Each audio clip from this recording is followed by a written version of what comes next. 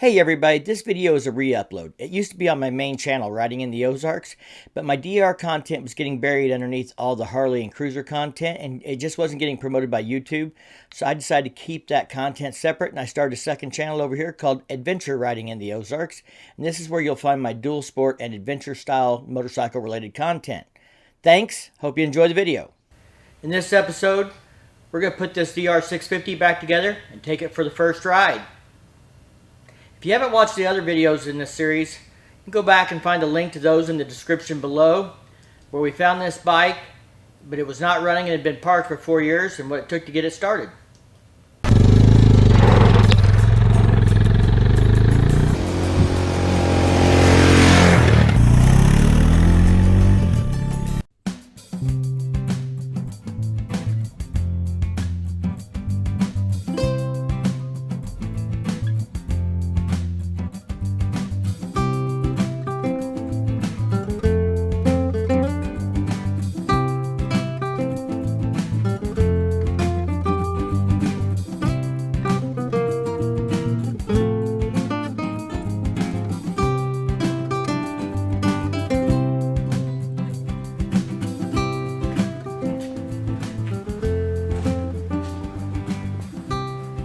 Alright, this is going to be my first ride.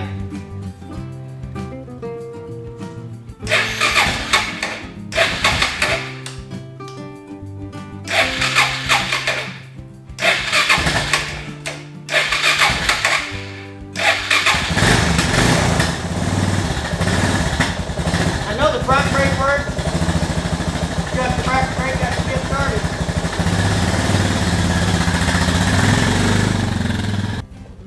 Rear brake works.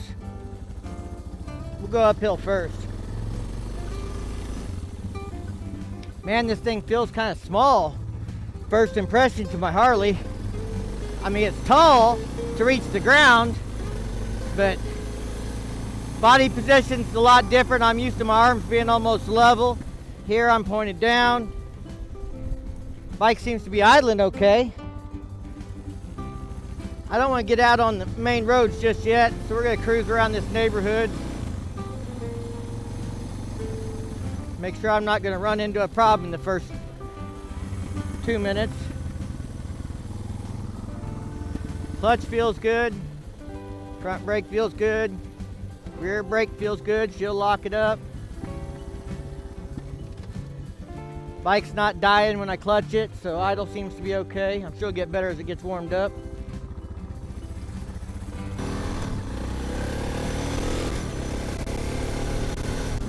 Well, there's 45 mile an hour and a 35, and I wasn't even really getting on it, so I definitely feel a lot more wind and wind noise in my ears with no windshield here. I gotta keep track of my gears too. No more looking down cheating to remember where you're at. So yeah, first ride. Bike seems to be running pretty good.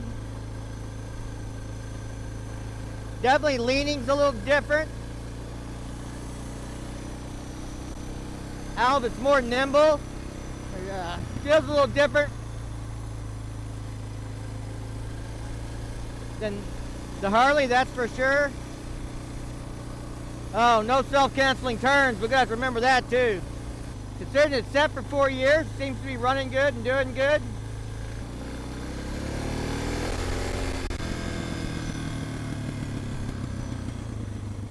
I don't know how it's supposed to run. I don't have anything to compare to.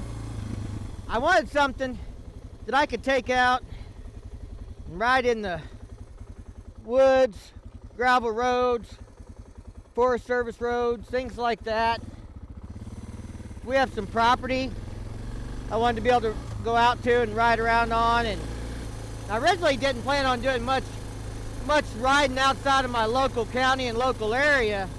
When I started looking, you know, for a 650, I'm thinking, you know, from what I've seen, people do a lot of traveling on these things, and so maybe I could turn this into kind of an adventure bike where, yeah, I can ride it on blacktop roads when I want to, but if I want to get off the road, gravel roads, you know, things like that, Forest Service, I could do that. But for an adventure bike, I might want a windshield, small one at least.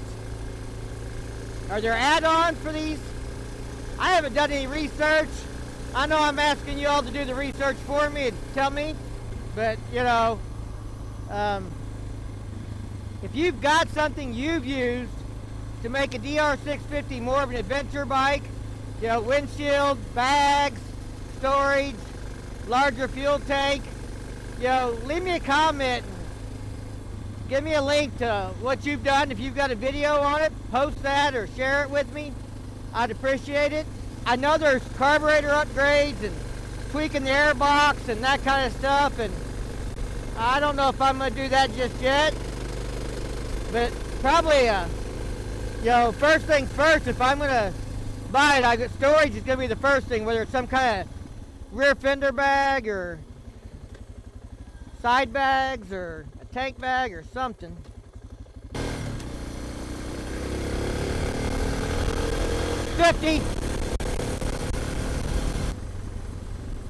Definitely going to have to get a different helmet set up. I've got a dirt bike helmet, but I didn't have camera and audio set up for that helmet, so I didn't want to run that right now.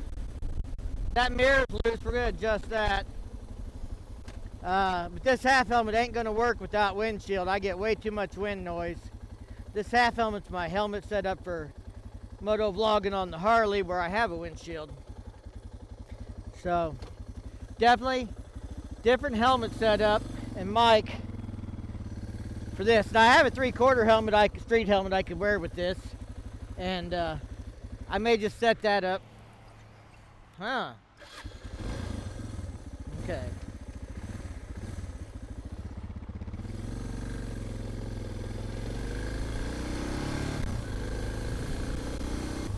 That single cylinder is different too. I don't know where my power is, what level of RPMs.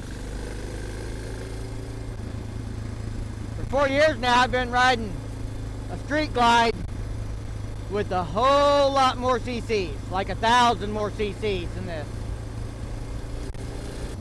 I don't know what an XL 250 would be like. Originally, when I started hunting for a dual sport bike, I was thinking that's what I was going to look for, was like an old 70s XL 250 that I could ride on the highway and take off-road. And you know, I know it won't get over much over 60 and stuff, and that was probably, you know, 60 or 70 to be, you know, the most you'd want to ride it at. If that, I don't know, maybe I'm overestimating. I never had an XL 250. When I was a kid, my uncle did, and I always thought it was kind of neat, but I thought all motorcycles were neat. You know, that may be one of the greatest gifts my dad ever gave me, was a love for motorcycles. I think we started me on real motorcycles. We never had a mini bike or nothing like that, so I didn't get started real young, but I got started at 12 with a Honda 175 Elsinore. The rain is on its way. I'm probably getting wet before I get there. That's okay, that's what bikers do, is get wet when they ride in the rain. This will make for a good first ride.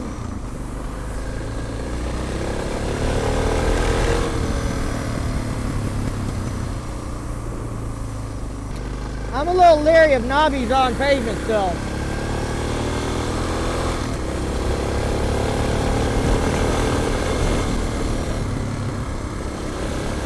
But the rain coming is motivation to pick up the pace a little and see how this thing will run. Well, we're going to take it out on the interstate. That's the fastest way to where we're going.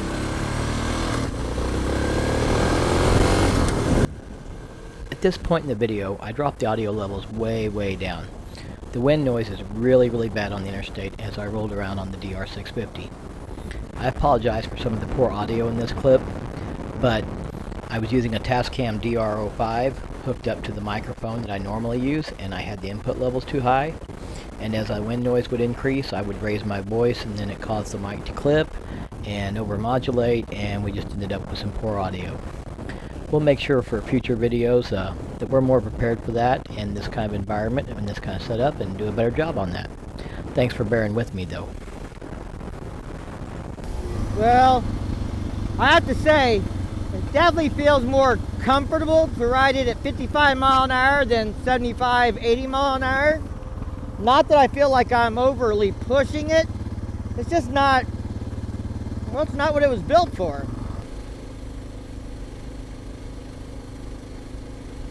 Well, if you like this video, make sure you give it a big thumbs up. If you do that YouTube thing, subscribe down below. And as always, thanks for your support. Keep on riding.